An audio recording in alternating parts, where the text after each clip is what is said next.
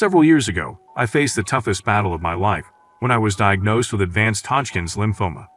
This news was completely unexpected, as I had always lived a healthy lifestyle, complete with regular exercise, a balanced diet, and annual checkups.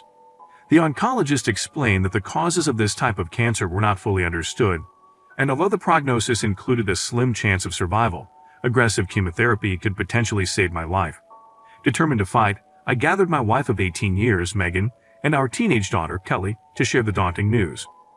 Their initial reaction was one of devastation, but I tried to instill hope, promising to do everything in my power to overcome the illness. Despite this, I was deeply concerned about the impact the diagnosis and subsequent treatment would have on our family dynamics. The doctor had cautioned that the side effects of chemotherapy could strain even the strongest relationships, and he noted that many marriages struggle under such stress. That evening, I shared these fears with Megan, who reassured me of her unwavering support through my illness. We were in a stable financial position thanks to my comprehensive insurance, significant savings, and a trust fund left by my late grandfather. Our home was fully paid off, and I had even secured funds for Kelly's college education, should anything happen to me. Chemotherapy began a week later and proved to be extremely grueling. Each session left me so exhausted and debilitated that it felt as though I had been struck by a freight train. I found myself unable to manage even the simplest tasks, such as feeding myself or taking a shower. Megan and Kelly became my pillars during this time, taking over household duties, driving me to medical appointments, and ensuring I had the necessary medications. They truly stepped up in a time of dire need. For 3 challenging months, I tried to keep my burdens to myself and help out around the house whenever I felt strong enough. However, I started noticing a change in my wife and daughter's behavior. Their willingness to assist me gradually diminished, and even simple requests like getting a glass of water or some fresh air seemed to irritate them. My daughter began to ignore my requests entirely. The tension peaked one morning when I was running late for an early chemotherapy session. My wife was still upstairs, and when I called to her, she suggested tiredly that I take an Uber because she needed a rest. Shocked by her response, I managed to arrange for both a ride and hospital support on my own. Thankfully, the Uber driver was exceptionally kind and even offered to bring me back home after the session. It was a relief, yet disheartening to depend so heavily on a stranger's kindness. Later that day, after some rest, I gathered the courage to address the growing distance between us. The air was chilly as I confronted my wife and daughter about their recent behavior. I asked them outright if they felt burdened by me. My wife sighed deeply and confessed that they were both feeling overwhelmed. My daughter timidly admitted that my needs during the illness were more than she had anticipated. Realizing we needed a solution, I proposed hiring a nurse for a few days each week to help with daily tasks and accompany me to my chemotherapy appointments. To prepare for days when I might be particularly weak, I'd also ordered a wheelchair. They both agreed to this plan. I contacted the hospital for recommendations, and they sent a nurse who was both kind and firm. She managed my appointments, ensured I took my medication, and even prepared healthy meals. With her help, my condition improved, which pleased my doctors. Despite these adjustments aimed at reducing their load, my wife and daughter still seemed unhappy. My wife felt increasingly sidelined by the nurse's presence. I suggested that if she felt ready to resume the responsibilities of caring for me, including taking me to my appointments, managing my medication, and ensuring I ate properly, we could consider letting the nurse go. This was the only reason I had suggested hiring help to ease the strain on us all. I brought in a nurse because my condition had become overwhelming for my wife to manage alone, and she reluctantly accepted this temporary solution. She suggested we look for a male nurse, but I explained that the hospital's list only included the nurse we had, who was specifically chosen for her expertise with cancer patients and her familiarity with my needs. This nurse was thorough, considerate, and showed great respect towards my family. I made it clear that the only condition under which we would consider replacing the nurse was if my wife and daughter were prepared to take over her duties. My wife was unhappy with this idea and suggested that I should be more self-reliant instead of letting my illness impact everyone else. I tried to explain that there were days when my condition left me too weak to even get out of bed, let alone handle daily tasks on my own. The chemotherapy had severely weakened me. In frustration, my wife stormed off and shoved herself upstairs, slamming doors in her wake. I decided to ignore her outburst, knowing that any negativity could only set back my recovery. My primary focus had to stay on regaining my health. Later that evening, my mother-in-law, who lived 3 states away, called to express her concern about having another woman in her daughter's house, despite the fact that the house was legally mine since I had purchased it before our marriage. I took a diplomatic approach in explaining the situation. I told her that the level of care I needed was more than my wife could handle on her own, and the nurse was here to lessen the strain on everyone. I reassured her that the nurse's stay was only meant to last through the remaining month of my chemotherapy, assuming no complications arose. While she seemed skeptical, she eventually ended the call, which was a relief to me. For about a week after that conversation, life went on fairly normally. My treatment proceeded without incident, and it seemed like we might be able to maintain a semblance of normality until one eventful day after I returned from a chemotherapy session. When I returned from my latest chemotherapy session, a moving truck parked in front of my house was the first thing I saw. My wife and daughter had packed all their belongings and were preparing to move to my mother-in-law's house. I was deeply hurt and upset, but the sheer exhaustion from the treatment kept me from fully expressing my emotions. The timing of their departure, right after a chemo session when I was most vulnerable, seemed particularly harsh. Seeking some understanding, I turned to my daughter. I asked her if she really wanted to leave, considering she was old enough to decide for herself. Her response was heartbreaking. She told me that she found it too difficult to be around me during my illness and preferred to live with her mother. Watching them drive away, I felt a profound sense of abandonment, which was one of my biggest fears when I started chemotherapy. In the midst of this emotional upheaval, my brother offered his support. He had noticed the nurse spending extra time with me that day and asked if I had any family nearby who could help.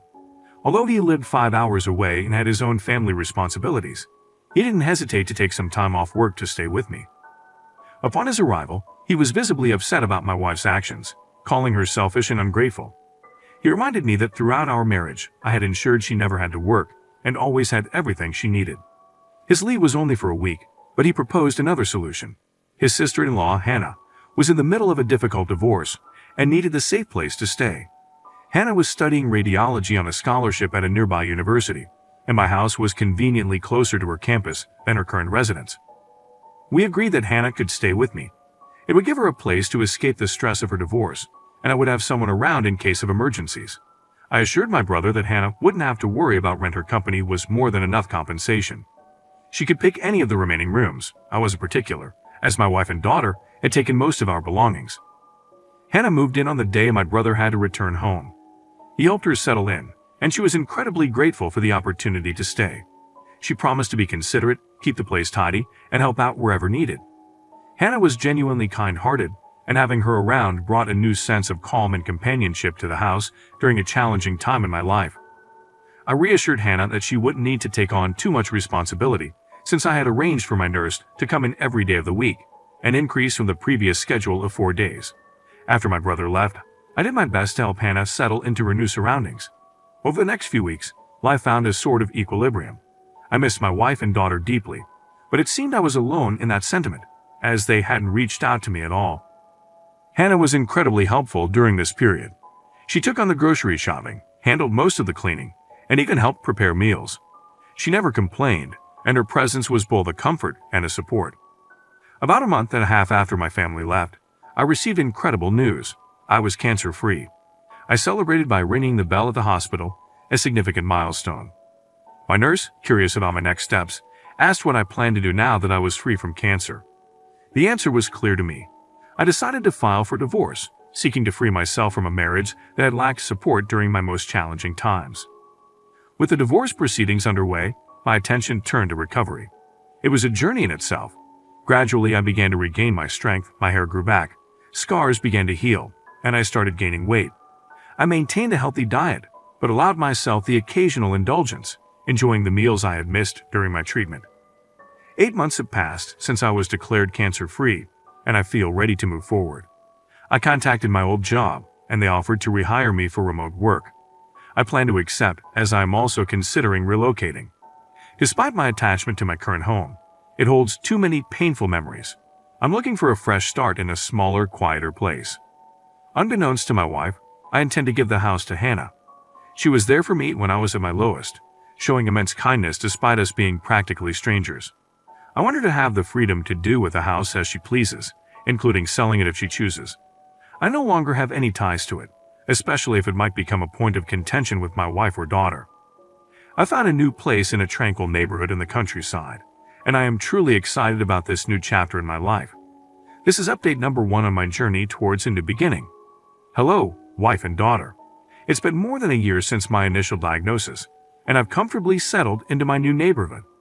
This community is full of welcoming people, and I've become good friends with several neighbors, including Teresa, who lives across the street. Teresa is a widow whose children live far away, visiting only during holidays like Christmas and her birthday. One evening, Teresa invited me over for drinks on her porch. We shared stories, and she told me about her husband's battle with lung cancer and how life insurance had been a crucial support for her family. During our conversation, I opened up about my situation with you both. Surprisingly, I still haven't heard from either of you, but I've made peace with that. I've been filling my time with new hobbies, especially woodworking, and I'm gradually building up my collection of tools. Today, after coming back from a hardware store, Teresa mentioned that she had seen some people lingering around my house. They didn't do anything suspicious, but they knocked a few times, looked around, and waited in their car for a while. Teresa thought about calling the sheriff but held off, suspecting they might be family. When she described them, I realized she was talking about you too. I'm puzzled about how you found my new address, since only my brother and his wife know where I live. Teresa promised that if you returned, she would handle it and advised me not to confront you, given your abandonment during my toughest times. That night, I called my brother, who informed me that you had been causing trouble for Hannah and her roommate at my old house. Thankfully, Hannah had all the necessary documents to prove her ownership, which she had purchased from me. A wise decision on her part. Feeling sorry that Hannah had to endure this because of my family, I called her to apologize. If there's another visit, I hope to resolve the situation permanently. Regarding the divorce, my lawyer sent the documents to your mother's house, but they might have been dismissed as junk mail. At this point, I'm moving on, as our relationship is effectively over. Update number 2, you showed up again at my house, but earlier in the day while I was working remotely. When I heard the knock, I immediately turned to my security cameras to confirm my suspicion it was indeed them. My ex-wife appeared unchanged, but Kelly had matured into a young woman. Following the plan Teresa and I had discussed, I stayed indoors, but moved closer to the door to better hear the exchange. Teresa, always the helpful neighbor, approached them to introduce herself. My wife inquired if she knew a man named James who used to live there. Teresa seemed as perplexed as I felt and questioned the phrasing used to.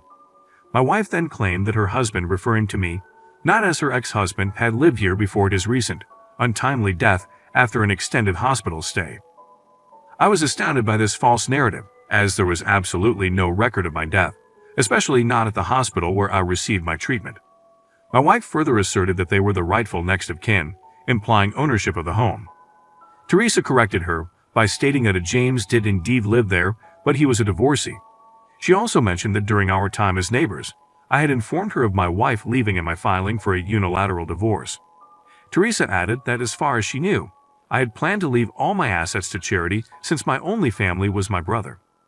This revelation seemed to puzzle them, and the conversation momentarily lapsed into silence. Teresa then asked if they had a death certificate or a will, to which they admitted they did not. She explained that they would need those documents to claim ownership at the county's record office if they truly believed the property belonged to them. My wife reacted poorly to Teresa's suggestion. She questioned Teresa's authority, accusing her of being overly nosy and demanding she mind her own business. It was embarrassing to witness. The neighborhood had been incredibly welcoming to me, and here was my ex-wife causing a scene. Despite my urge to intervene and defend Teresa, I stuck to our plan. Teresa, ever gracious, apologized for any misunderstanding and explained she was only trying to help. She then returned to her house, and shortly after, my ex-wife and daughter left. I was relieved they were gone, but felt a strong sense of gratitude towards Teresa for handling the situation with such dignity, protecting both my privacy and peace. I made my way over to Teresa's house to apologize for the disturbance. She dismissed it with a wave of her hand, commenting that while she found my wife's behavior distasteful, the outburst was somewhat amusing to her. I wished I could see the humor in it too, but knowing my wife's temper, I was concerned about what could happen if she returned. And indeed, she did come back the very next day. I was in my home office, deeply focused with my noise-canceling headphones on, when a loud crash jolted me out of my concentration. I hurried to the living room to discover my front window shattered. Outside, there was chaos, with neighbors trying to calm the situation. It turned out to be my ex-wife. She was the source of the commotion, having smashed the window herself. By the time I stepped outside, Two of my elderly neighbors were trying their best to prevent her from doing further damage. Both she and Kelly were wielding bats and had already destroyed some of my potted plants. I caught hold of her arm and bluntly asked if she had lost her mind. Clearly taken aback by my presence, likely shocked to see me alive, I firmly told them to leave my property immediately or I would call the police. Unknown to me, my neighbors had already made the call. In her tone, she questioned why I hadn't reached out after recovering. She claimed that she and Kelly would have returned if they knew. I countered that when we married, we had vowed to support each other through sickness and health, a vow she had broken. I had no intention of rekindling our relationship. She was no longer my wife, as I had sent the divorce papers months ago. I reiterated my demand for them to leave. Then, she brought up our daughter, mentioning her upcoming college expenses and her inability to afford the tuition on her own. My response was cold but honest. I reminded her that Kelly had chosen to leave me too. I was prepared to relinquish all my parental rights. They should have considered the consequences of their actions before abandoning me. I wanted nothing to do with either of them. Her sadness quickly turned to anger as she called me selfish and heartless. This confrontation, though harsh, reaffirmed my decision to disconnect from a relationship that had left me isolated when I needed support the most. I couldn't help but find the irony in the situation slightly amusing. My ex-wife, of all people, was calling me selfish. In a moment of anger, I retorted, calling her an entitled jerk and firmly stating that she would not receive another dime from me. Just as I said this, she swung a bat at me, but the timing couldn't have been worse for her, as the police arrived just in that moment. The officers immediately intervened, arresting both her and my daughter. They inquired if I wanted to press charges, and without hesitation I agreed. As my ex and daughter were being led to the police car, they began crying loudly, but their tears did not move me. I had recorded the entire incident, including my wife smashing the window, and had already handed the footage over to the police. After finishing up my work for the day, I ordered a replacement for the broken window and started cleaning up the shattered glass.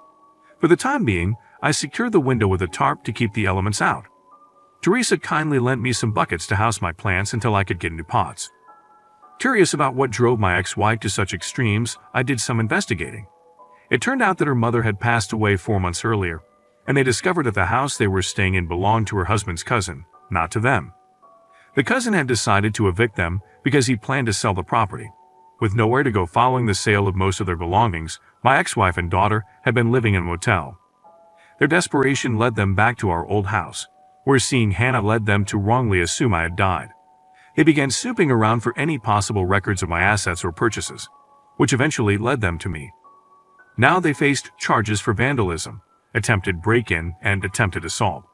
Since Kelly is a minor, she is sentenced to community service, but my ex-wife faces jail time for her premeditated actions. I am also considering obtaining a restraining order to ensure my safety and peace of mind. At least for now, I can rest easy knowing I won't have to deal with any further disruptions from her for quite some time.